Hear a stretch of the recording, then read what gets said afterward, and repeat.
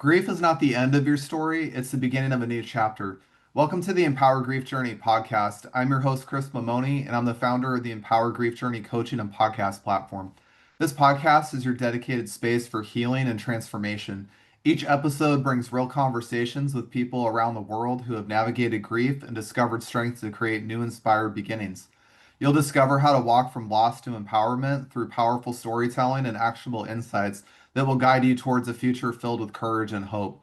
On today's episode, we'll be speaking with Erica Bonham. She's a licensed mental health professional counselor and is author of the book Always Enough, Never Done, A Guide to Healing Your Nervous System that turns wounds into wisdom and cultivates badass lives. She's passionate about supporting folks through the messy, beautiful work of healing and remembering their true nature, that we are always already enough, lovable, worthy, and inextricably connected to one another, and we will still have work to do. Her work bridges personal healing with collective transformation. I'm really excited to talk to Erica, being in the mental health space and helping people through a variety of different life challenges. Because as you guys know, listening to my podcast, we talk to everybody in all spectrums of grief and all walks of life and perspective and differences. And to have somebody in the professional space come on today to share her story with us is a real pleasure. Erica, welcome to the podcast. Thank you so much, Chris. I'm really honored and humbled to be part of your community. Well, thank you. I'm really looking forward to this conversation. And to get us started, I wanted to open up the door for you to tell our listeners a little bit more about yourself and where your grief journey started. Yeah. Yeah, so I think I kind of wrote this in my original connection with you is I kind of feel like my grief story started even before I was born. So I'm adopted and my birth mother and birth father conceived me. They didn't really know each other very well. And then my birth father died. He drowned about 3 days, 2 or 3 days after I was conceived. So um it was pretty tragic. And she heard over the radio that he had died. And then a month later found out she was pregnant with me. Um, and so, and then, I think a lot of adoptees, even though my adoptive parents told me from the beginning, it wasn't this really traumatic thing. They said, like, your birth mother gave you up out of love. We chose you out of love.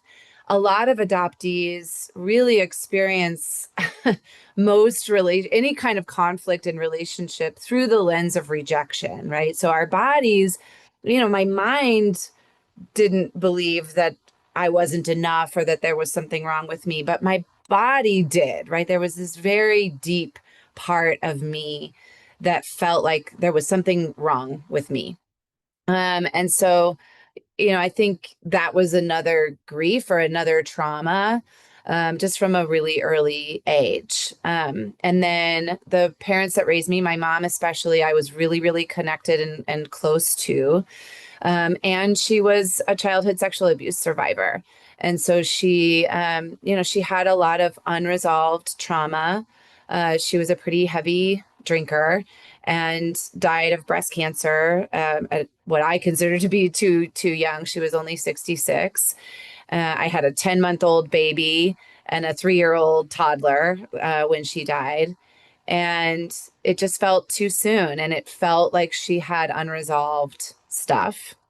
And then my birth mother, I reconnected with her when I was 19, and that relationship was pretty fraught. She was an evangelical Christian who told me that homosexuality was just as bad as murder. And I'm a queer identified person. I'm married to a woman. And so that was pretty hard. But when I got pregnant and when my adoptive mom died, she really wanted to be part of the kids' lives. And I had to set some pretty strong boundaries with her. Like, you can't speak disparagingly about gay people to my kids. And she did a good job of honoring that, actually, for the most part. And then she died. It was 3 years ago in August. And I really kind of doulaed her death. Um, it was a painful death. It was she was really fighting that process. Like, why am I still, just like trying to control the process. And um, I'm really glad that I was able to really be there for both of my mom's deaths. And it's a rough journey. So yeah, I think those are the sort of major four grief points for me. And I kind of view grief, life is sort of a series of birth and death and birth and death and little miniature grieving points, right? Even if I'm sober from alcohol, right? And I always tell people, like, listen, even though it was my intuition that was calling me forward in that decision, there was still a grieving that needed to be done about that relationship, right? So, like a lot of times when we're practicing wisdom and when we're practicing surrender, when we're practicing trying to follow our highest consciousness or a spiritual path, we talk about surrender, but oftentimes it requires us to grieve what we are saying no to, right? What we are choosing something different from. So yeah, so there, I'll start there. Well, Erica, that is quite the grief journey, I'm just going to say. And I think that, something we talked about initially that we'll get into through the podcast, though, is I really feel like after talking to a lot of people who've been adopted, and my mom's adopted too, by the way, she didn't want anything to do with her adopted family, find them, or even know anything about them. You And mean I've birth, also birth, met, like biological family? yeah, birth Yeah, yeah, biological family. yeah. Okay. My mom got adopted by my grandmother, who's her adoptive mom. But Okay. I do feel like I've talked to people that have been adopted a lot this year, and what I've learned about that is that there is a kind of an identity crisis that happens, if I can call it that. And the reason I say it is that I do think there's this connection between a parent and their child that's there, always there. And in adoptive situations where the child is given up for adoption or whatever happens, where that biological parent isn't in the picture anymore, there's still that connection with the children of like, well, who's my real parent? And, this feels off or this feels weird or, what's my identity going to be like? Or how do I want to identify myself? And I think it's a very challenging road, by the way, for a lot of people I've talked to. And it's not to say that they haven't led beautiful lives or anything, but they've always questioned deep down, who am I? Right. Right. And what I've always said is I'm very grateful to have been raised in the family that I was raised in. I do feel like my mom who raised me was a soulmate for me, right? That I was really meant to be hers in a lot of ways. And there's a primal wound. There's actually a book called Primal Wound about adoption. And it's interesting too because my birth cousin, who I reconnected with through my birth mom's side, she is also a birth mother. She surrendered a baby for adoption when she was 17. And so it's very interesting. Like she gives me the birth mom's perspective, and I give her the adopted kid's perspective. But she has a wound. She's like, I know that it feels like you were abandoned, like the adopted kid is abandoned. But, she's shared with me, she's like, I feel like I was abandoned. I feel like, even though it was my choice, I feel the abandonment as well. And so I think all three, and then my mom that raised me, she had a very back alley traumatic abortion in Mexico, and the doctor intentionally botched the abortion because he had a crush on her, so that she would have to come back and do it again, and then he stalked her over the border, and that was sort of the reason that she could not get pregnant again. She was in an abusive relationship and didn't want to carry that baby to term. And so the trauma of that is why she couldn't conceive. And so she had all kinds of trauma and grief around around that experience. And so each of the trifecta, the birth mom, the adoptive mom, and the baby all have these different layers of trauma and grief around it.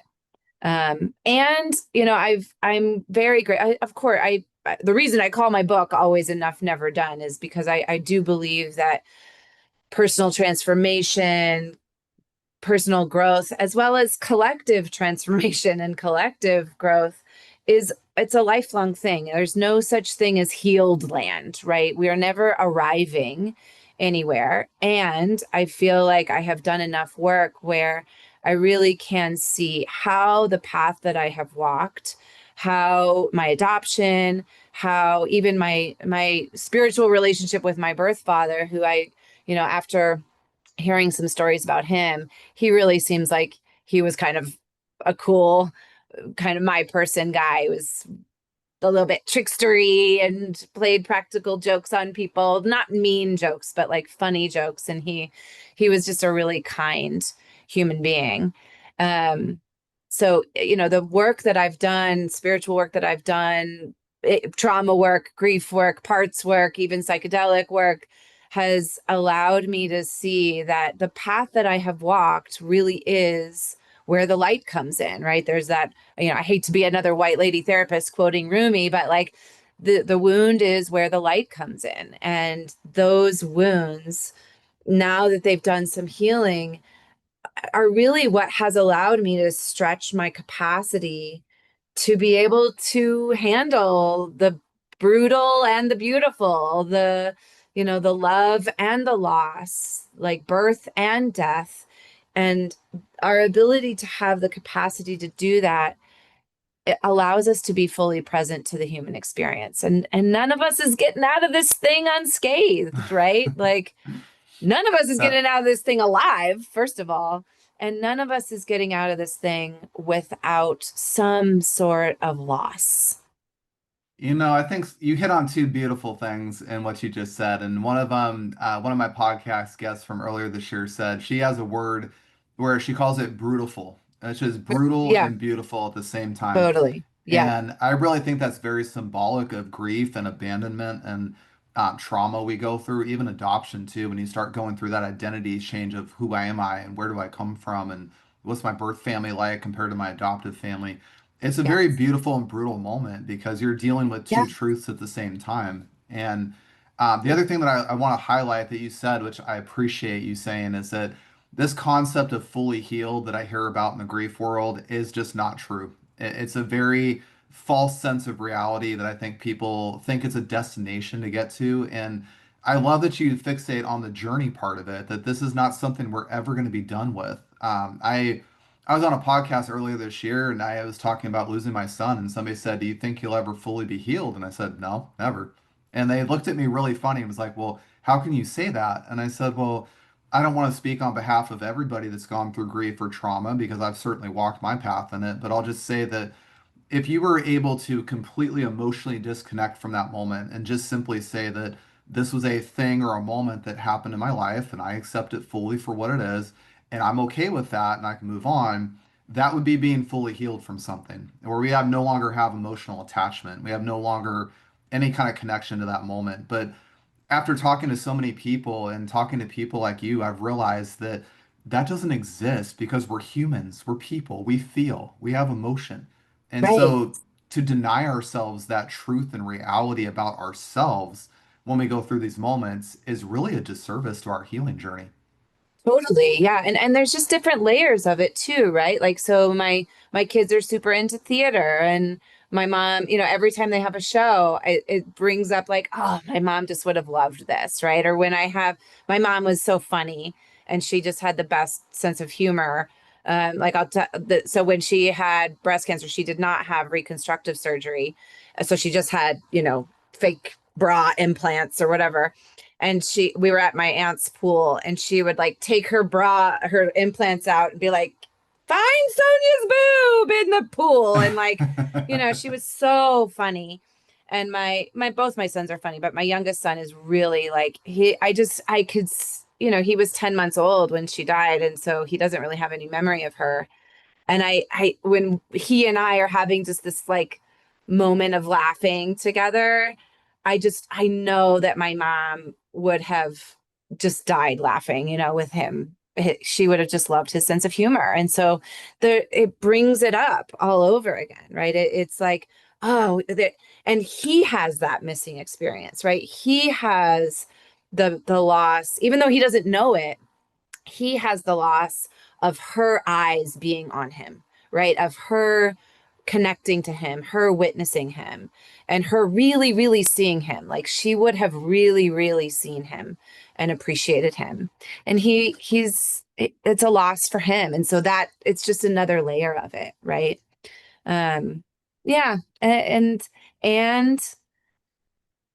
I'm so grateful that I do have, whatever spiritual connection I have with her. And I can't remember if I told you this in our interview the last time, but I think this is a really important part of my grief recovery, which is, so like, as I shared, she was an adult survivor of childhood sexual trauma and never really dealt with it while she was alive. And part of my recovery from alcohol, I did some ketamine assisted psychotherapy. And in that journey, right, in that psychedelic space, it felt like my mom was doing EMDR, was doing trauma reprocessing through me, through the session about her sexual abuse. Like I was helping her reprocess her sexual abuse from the spiritual realm or whatever. And ever since then, one, I have been sober from alcohol pretty much since that session. And I feel her energy with me in a much clearer way. And so I don't know, I'm a spiritual person, but what I call a dirty spiritual person. Like my feet need to be on the ground. I still believe in science, like there's I'm very leery of any kind of dogma or organized religion or whatever, but that experience cleared things for me and it feels like it cleared things for her. And so I think a lot of times even just that ancestral trauma piece can get in the way of doing deeper grief work. Can you, for listeners and for my own edification, tell us a little bit about what ketamine-assisted treatment is? Because I've heard the Sure. term flipped around a little bit, but I don't really have an idea of how it works or, how that helps Yeah, people work through the trauma as you discussed. And I just think totally. that's a very powerful experience you had. Yeah, and it was so powerful that I got trained in it, and so now I offer that as well as part of my practice. So ketamine is really it's not a classic psychedelic. It's considered a dissociative anesthetic. They actually still use it for pre-surgery, for painkiller, etc. Um, and what it does neurobiologically is so when you have trauma, those neurological connections get very, very fused together. Though, there's a phrase like neurons that fire together wire together. And so, for my system, it was like the nature of protection, the nature of abandonment, the nature of like there's something wrong with me. Those neurological connections were very, very fused together, really since I was a baby, right? And and ketamine and other psychedelics, but ketamine allows that procedural network to actually kind of shut down. It literally puts a pause, it puts a little space in between those neurological patterns. So it's kind of like a fresh blanket of snow that new neurological patterns can then take place. And so there's just really, really good evidence, good research coming out about ketamine, about other psychedelic therapies that are literally helping new neurological pathways be able to form. And so the biggest amount of research is in like highly suicidal folks. They go through a round of ketamine and they report no suicidal ideation a year and 2 years and 5 years later. And Really? that's like a 70% um, rate of people a year later not reporting no suicidal ideation. That's really powerful because I do feel like in many ways there are I'll call them out of the box treatments for lack of better terms. I don't work in the Sure. medical side of things, but out of the Yeah. box treatments for people The one that I've read about most recently in the last year is they're doing research with MDMA, which is Right, street talk for ecstasy kind of right, thing. right, But when started doing research on that one, I started finding out that it wasn't actually created to be a party drug in the first place. It was actually created for mental health, and right, it's not about getting high and getting this cerebral crazy experience. What it was meant to do is a lot similar to what you were talking about, which is create that pause, create that space where you can start processing a lot of emotions. Because I do feel like, especially those of us that have gone through trauma like you and I have, that have gone through a massive amount of grief, it's so hard for us when we've got beliefs and convictions and thought patterns that are so anchored into those moments. It's hard for us to step out and be an observer. It's hard for us to say, I feel right, this way, I think this, I feel this, it looks like, it sounds like. It's hard for us to talk in that term and where we more closely identify with that thing. And so I right. do feel like in many ways, it sounds like ketamine and some of these alternative psychedelic treatments really can give us that space we need to really step in that observer place and start processing that from not such a emotionally intensive environment. Right. And I absolutely understand people's concern, right? That we might be starting a new addiction or just putting a band-aid. And let me be clear, like you're not just going to go do rails of K at a rave and get a therapeutic benefit, right? Like that's different. When you're using it with intention, when you're using it with humility and respect, when you're using it with a therapist, especially, then it becomes the conduit. The medicine in and of itself is not going to just magically digest your trauma, right? You have to have the template. You have to have the therapeutic relationship that's going to actually allow you to process and digest that. So, I do think we should be mindful and respectful about and having good guardianship practice around using these medicines, right? It's not just this magic pill. It's a conduit for the work. It's not a substitute for the work.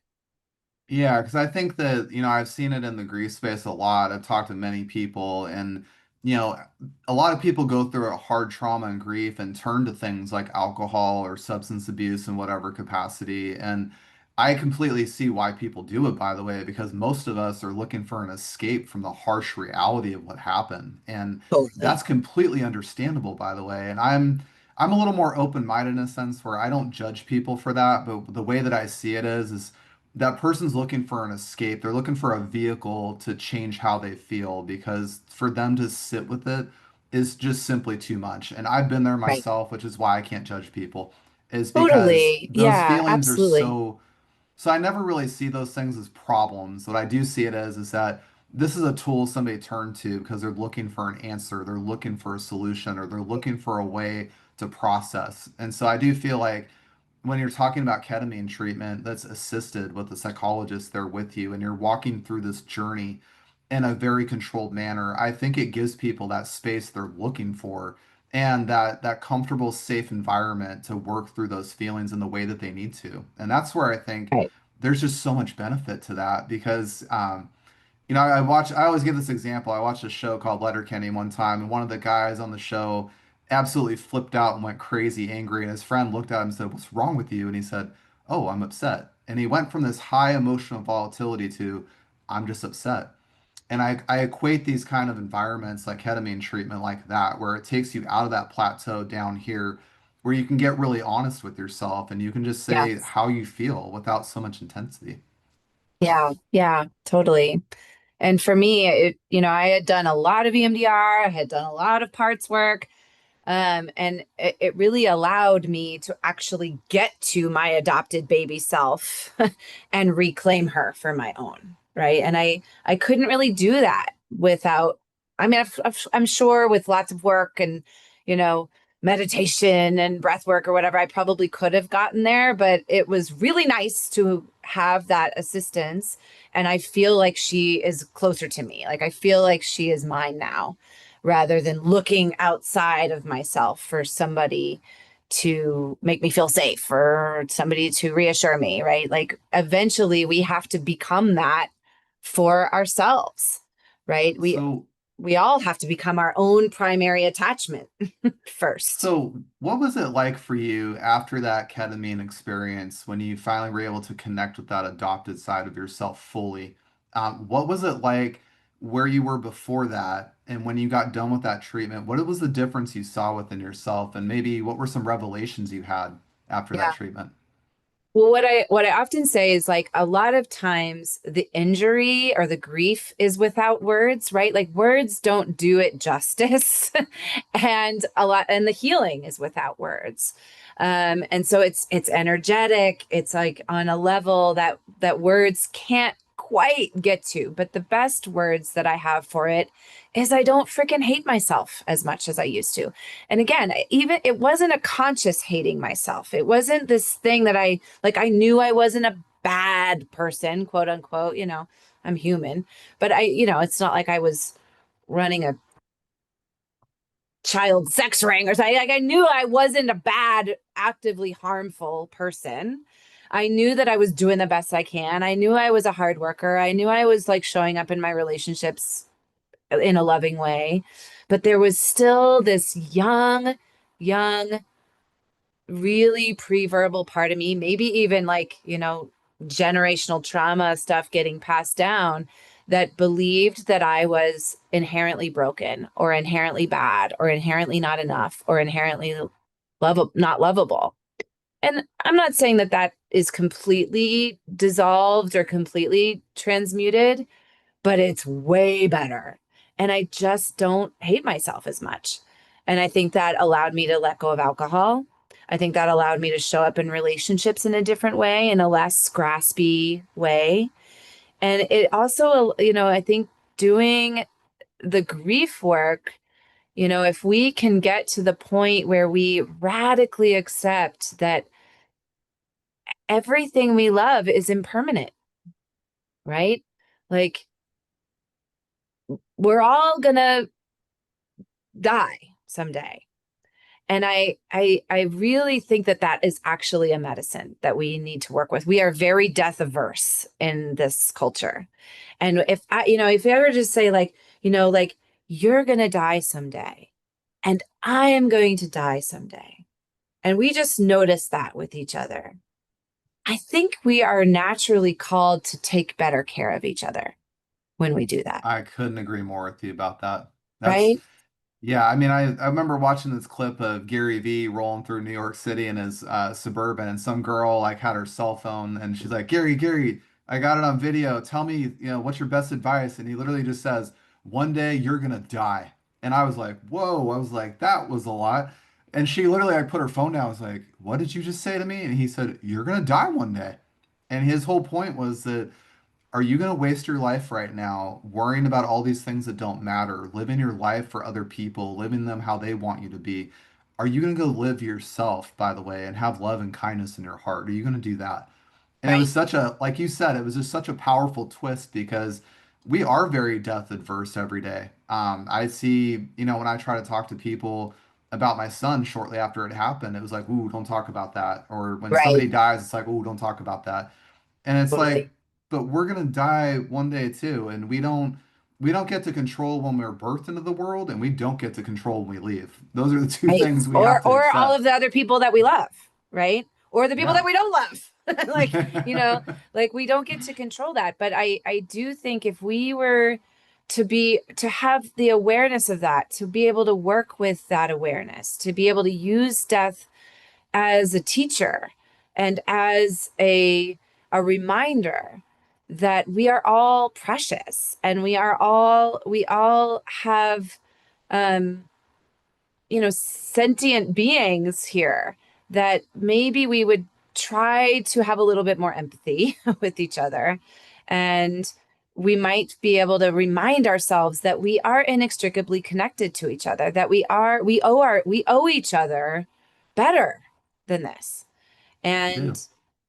I really do. I think that working with death, working with our fear around death, working with our own mortality and the mortality of other people, we get so constricted and braced and scared and, makes us want to control things. Um, But if we were to be able to lean into that and to have a little bit more spaciousness around that, man, I do feel like that would be transformational, not just individually and like, yes, stepping into our purpose and what we want to do and tapping into our own desires and dreams, but also collectively, right? And in terms of relationships and in terms of our larger community. I just think Yeah. that we would treat each other a lot differently. Well, I remember studying Stoic philosophy back between 2017 and about 2022, and I came across this quote, and I don't remember if it was Marcus Aurelius that said this, but he said, you have the ability to end your life at any point you want, at any time you want. You can end this whole entire thing. And I remember when I read it first time, I went, well, that's really morbid. Like, why? I mean, that's the easy way out. And I remember the whole point of his thing was not to say, oh, if your life's hard, kill yourself. That wasn't the point. The point was to say that you have more control over your life than you think you do, but you may not be focusing in the areas that benefit you and ultimately lead you to be a better person. So his way of saying that you can end this thing at any point in time is very true. We all can. But the moral of the story is that we should live our life with more purpose and intent and more rawness and empathy and live ourselves in a full life. And I thought that was such a very, eloquent way when you can get away from the mortality and morbidity of that comment, but to get into the power of what the Right. human experience actually is. And it Totally. made me reflect on a lot of things in my life where I said, I don't have control over 90% of the stuff that goes on. I just don't. And I said, I spend time worrying about that, but in reality, I can't do anything about it. So, and when you let go of that, though, society, when you're conditioned by society, society says do the opposite, which is try to control things, try to move things this way, that way, become this person, do this thing, measure ourselves by titles and demeanors and things like that. When in reality, like you just said, we have more in common than we do apart. We have more to give each other than we do to take away. And so, from that standpoint, why aren't we as a collective society being more kind to ourselves as a whole? We could make Yeah. our whole world a change like that. Yeah, and I view that as like we are organized around protection rather than connection. It feel like, just even thinking about the larger collective, like we are so organized around the binary, around good, bad, safe, not safe, right, wrong, go, right? Like we're very, very organized around protection and we view each other as being dangerous. And that's a nervous system thing, right? We have an individual nervous system that goes into flight, fight, freeze, but then we also have a collective nervous system. And a collective nervous system does we don't feel a whole lot of safety in the world right now. And so, we are so in trauma organized nervous systems, we get very myopic, we get very tunnel visioned, and we get stuck in good, bad, safe, not safe, right, wrong, go. Right. And if you're being jackknifed on a highway, that's a good thing. You don't want nuanced thinking online, right? You want good, bad, safe, not safe, go, get off the road. Right. But in our conversations with each other, when we're thinking about creative problem solving, when we're thinking about complicated problems, the ability to hold nuance, which happens in the frontal lobes, not the survival part of our brain, that is going to, fare much better if we can hold a little bit of both, and if we can hold a little bit of nuance, if we can hold a little bit of like seemingly opposite truths together at the same time. And so, I think about how systems organized around protection are unhealed. There are undigested wounds there that need to be alchemized, that need to be looked at, that need to be walked through, that need to be felt, that need to be acknowledged. And, I always think of it as sort of in terms of composting. We're composting that so that it's fertile soil for something new to arise. I couldn't agree more with that. That's a beautiful way to say that. Erica, I wanted to bring a little bit back to your story real quick because we're Yeah, running on the end of time here. But sure. I wanted to bring up the conversation around identity that we talked about on our initial interview. I know you said Mm, you were around an evangelical Christian parent, and I know that you went through. Um, identifying as queer, and I know that would cause definitely in a religious aspect of things that can cause some clashing and some belief, mishmash going on. I wanted to ask you in relation to that, at the same time you had children of your own, so you went through being an adopted child of yourself, but having family of your own, and that's got to be such a like mind bender to some degree, walking that journey, and then also just your identity of being queer and having that be accepted with that family member and learning how to set boundaries with that. Can you tell us a little bit about that story that you went through in life and just how you navigated that? Yeah. Yeah, so it is really interesting, right? Because I'm adopted, and then I carried both of our babies. They're biologically mine. We have a known donor, so it was really important for me for my kids to know their biological father. So he's kind of like an uncle figure to them, but they know that he is their biological dad, and he's great. He comes in for birthdays sometimes. He actually lives in New Zealand, so it's hard for him to get here, but um and then my kids also have a non-biological parent, my partner. And so it's wild how it all kind of goes through, right? Like they have a biological parent and a non-biological parent, and then a biological parent that's in their life. So it's just this wild little modern family that we have. Um, and yeah, I mean, I think because, and I will say that I think this is because I have some class privilege, I have some white privilege, I have educational privilege and body privilege. Like, I'm an average sized person with, fairly like average looks, right? And that gives me a lot of like places where I don't have to worry about my own safety. And so sometimes I think my queerness is sort of the most uninteresting thing about me, right? It's like, yeah, whatever. Like I fall in love with the person, not the parts. Like, I don't know.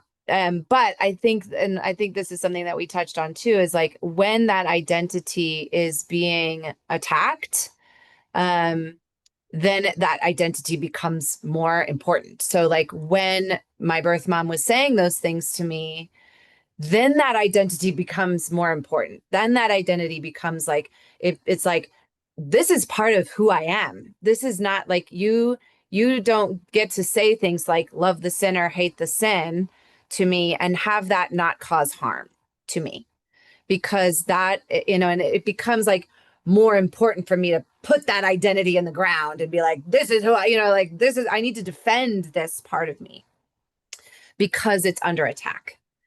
And so, yeah, it again, I've done a lot of work to try to digest and to try to get less reactive when people say stupid shit to me. Hmm.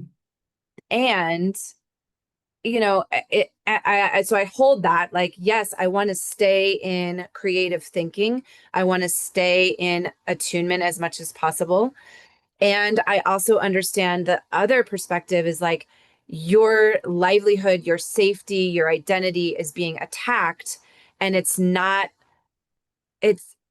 appropriate to be defensive. There's a difference Hmm. between defending yourself and being defensive, right? Or, Yeah. if somebody comes and slaps you in the face, it doesn't really seem appropriate to be like, I really want to respect you and love you as a human. No, right? It's like Yeah. you push them off and you get them off of you, right? Like Yeah. there's this sense that like if you're reactive, you're sensitive, or you're blowing it out of proportion, or you're too emotional, or you're the one that's divisive because you're defending yourself.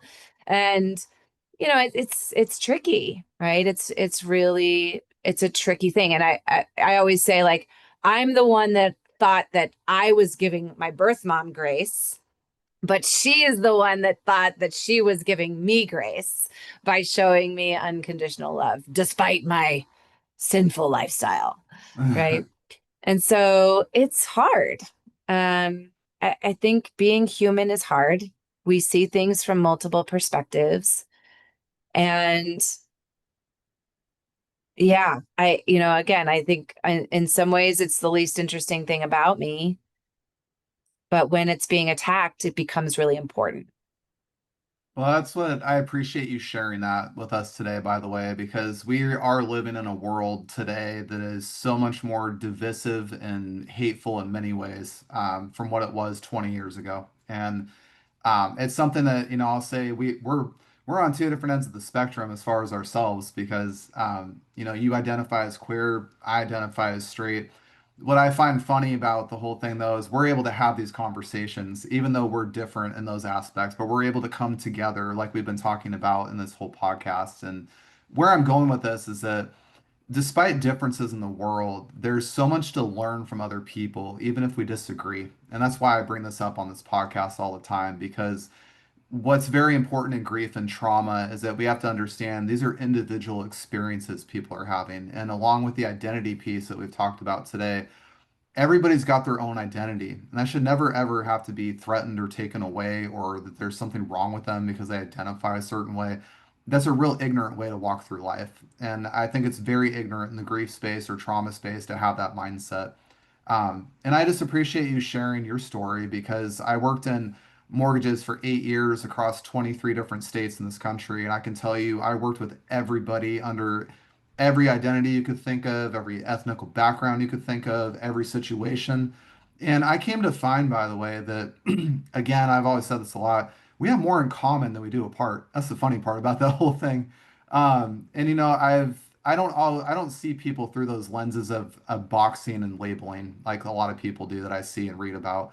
I see people with beautiful experiences, and I also have come to find that even if somebody thinks differently than me or identifies differently than me, they just had different experience of life. They have a different walk in life, and that's their journey to have. And what a better way than to just respect that and come from a place of curiosity and open-mindedness and maybe try to learn more about it. Because I feel like when you brought up, I've talked to many people that are queer or in the gay community that have run into that situation with religion, where they have a family member or somebody around them that's in that religious base say very hurtful things, which I find hurtful. I wouldn't say it to somebody, and I sit there and say, like, well, it's fine that you believe so strongly in your belief, but that also alienates and pushes other people away because that belief is so strong. And what if instead you didn't see somebody from that label, but you saw them as a person, like you and I have talked about today, just a person, somebody you could ask questions or learn from. And I see so much opportunity for us to come together instead of divide, where you talked about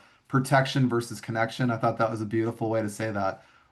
If we got out of that protection bubble just a little bit, came over here to the connection side, I think we would find a lot of peace in our world. Yeah.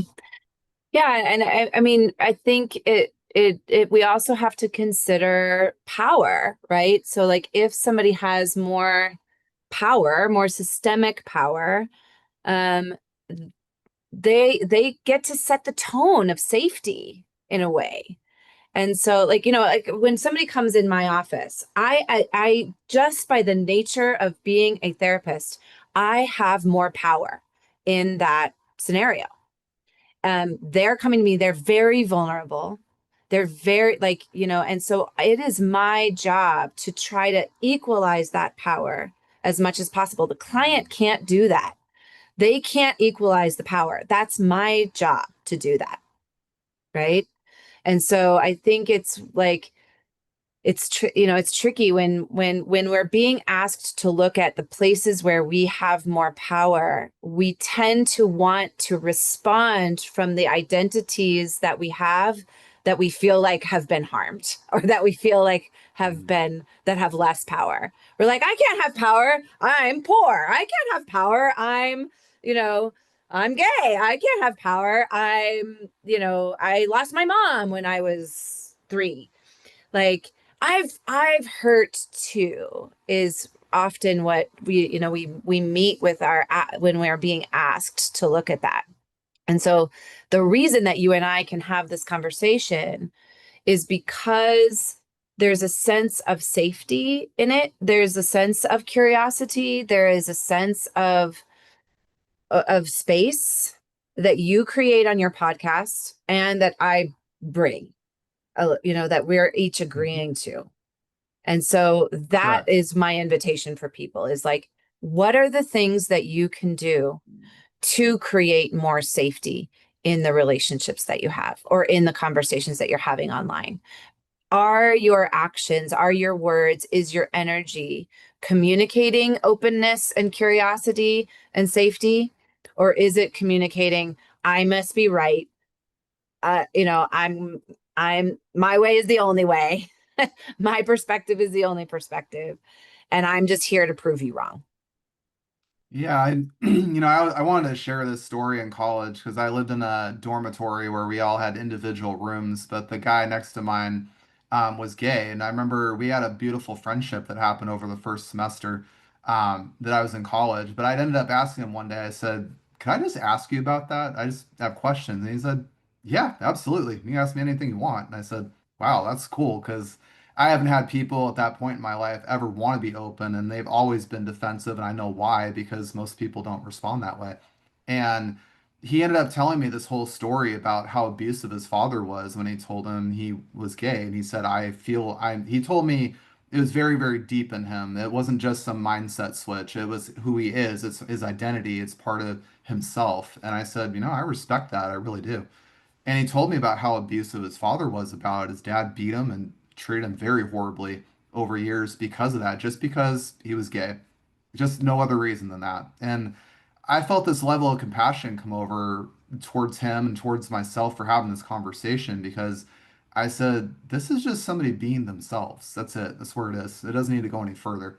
It's who he is. And I said, I've made a great friend who's taught me a lot of things. I have a great friend I can have open communication with. And to your point that you said, by the way, like that at times is the most boring part about myself. And it was the most boring part about him. He was a really life of the party guy, very highly intelligent and smart in areas I wasn't, and just a great friend. And so I say all these things to say that, when we can stop trying to box people in with labels and identifiers and really trying to, say like narrowing somebody down to an identity when there's so much more to somebody, we can open up these doors to have such beautiful conversation. We can also learn, we can ask questions, we can find out all of a sudden that maybe society said, well, this is wrong, this is terrible. Then we find out it's really not scary. It's actually not a problem, by the way. Funny story. Yeah. It's fine.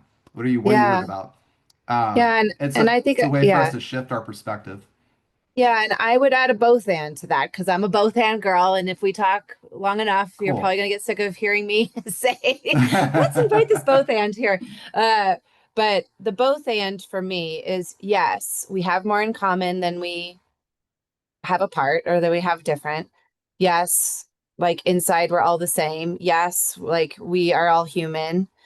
And I think the balance of that or the other and of that is the lived experience of someone is sometimes so tender that identity does become important, right? And that Mhm. acknowledging the differences is part of the connection process as well, right? Acknowledging that their lived experience might have been really hard and different, and that some of those identities are part of why that's hard.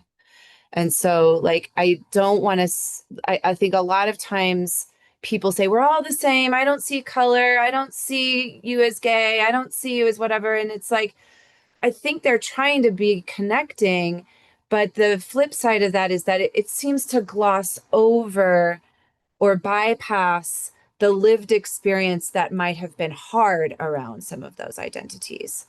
And so, like, and I think we talked about this, like you Yeah. losing your son, the where you found community is the people that had that same shared experience, that same lived experience. And the folks that hadn't lost a baby so young, just didn't get it. They were like, and I wonder how it would have felt is like, if I were like, yeah, I lost my mom, I totally get what you're saying. You're like, no, that's not the same, right? That's not the same experience, right? Like we're all the same. We've all experienced grief. You're like, no, no, that me losing Yeah. my mom is a very different experience than you losing a baby, right? Yeah, and that's where I appreciate what you said, by the way, about people glossing over and saying, "Oh, well, I don't see you as this, I don't see you as that," and it can be a very, I'm trying to look for the right words. It's like scraping over things and trying to brush them under the Yeah, like a carpet, and bypass, right? Like it's a like a spiritual bypass. bypass. Yeah, Yeah, whereas instead, if you come from that place of curiosity and understanding and wanting to ask questions for somebody and understanding them, I think that's where that leads us to better conversations. And that's where yeah, we can have a deeper understanding for somebody because I haven't lost my mom yet. My mom's still here. But if I talk to somebody who has lost a parent, man, I can't relate to you. I'm sorry, I can't. But I can sit there and say that must be painful. That must be a hard time you're going through. That had to exactly. have been awful. Do you want to talk about that, or can I support you right now, or what can I do to help you? Leaving that Exactly. door Yeah. open for that, I think, is where we Right. can. You reminded me of this episode in the Office show that happened way back in the early days, the second episode of sexual harassment, and I remember Michael saying things like, "Well, I don't see you as another color, Stanley," and I was like, "Dude, like that's not the right response." Like, you Totally. gotta, it's just and I use that example to show like that's an inappropriate way as a bypass to not acknowledge something. And that's where I think we run into problems in conversation, whereas we do need to acknowledge those things because I ended up getting to talk to my friend in college and having a deeper appreciation and understanding for who he is. And by the way, he's a happy guy. You would never know his dad beat him for that. You would never know. He Yeah. hides it very well, but he's a Well, happy, hopefully he's actually you done the know, grief work of that and the trauma work of that, right? And digested that. yeah. I send him love and I hope that he's managed to like reclaim his own younger self as from his adult self, right? And Well, yeah. I always looked up to him in a lot of ways. I never told him, but I looked up to him a lot because the confidence he had in himself over what anybody would say about him, he didn't care. He literally was Yeah. like, he just literally said, "This is me. This is who I am. This is how I live my life." And he never let anything shake him. And that's what I admired about this person. And I have stories for days I could tell about people I met Yeah, like I'm sure that. we could talk all But day, Chris, I'm sure. but But but Erica, I just want to say as we wrap up the podcast, thank you so much for this beautiful conversation about identity, going through being an adopted child to having your own family, to the challenges you ran into with your own identity as you got older and learning how to work through that and all the healing work that you've done. I think you are the epitome of the power grief journey for all the work that you've done, everything you've gone through to become this person you are today, and the ability you have now because of those experiences to help other people. As you said in your bio, that walking folks through the messy, beautiful work of healing.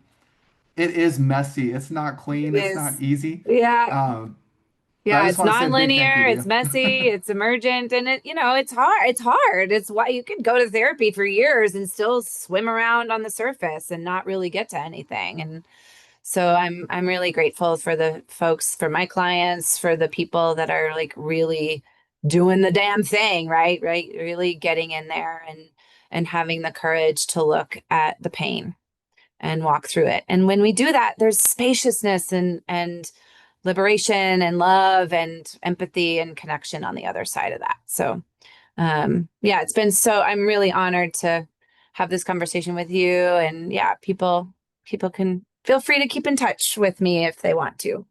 Well, that was going to be my next question for you as we end the podcast. I like to ask my guests, since you have a book, where can we find your book? And also, if listeners want to connect with you, where can they find you?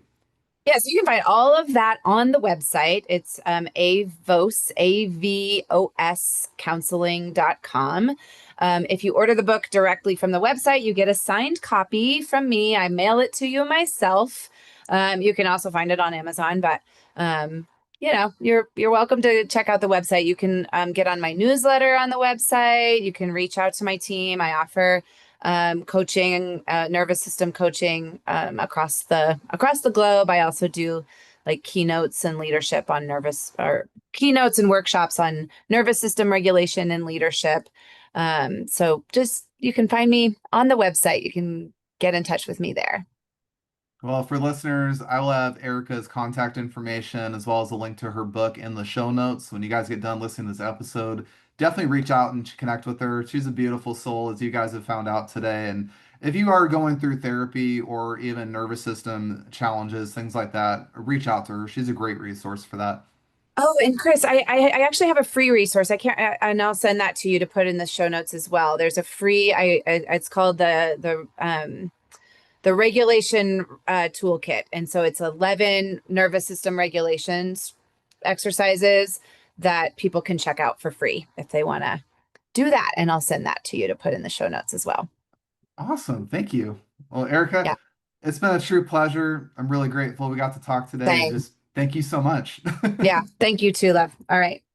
And I want to thank all of our listeners for joining Erica and I on today's episode of the Empower Grief Journey podcast. If this episode resonated with you, please share it with somebody you know who could benefit from Erica's story.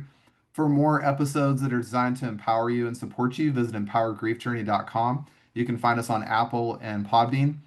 The Empower Grief Journey is all about honoring your journey, embracing your emotions, and finding strength in your own time. I want you to know you're never alone on this journey, and together we can navigate grief with courage and compassion. Until next time, be kind to yourself and take your grief journey one step at a time.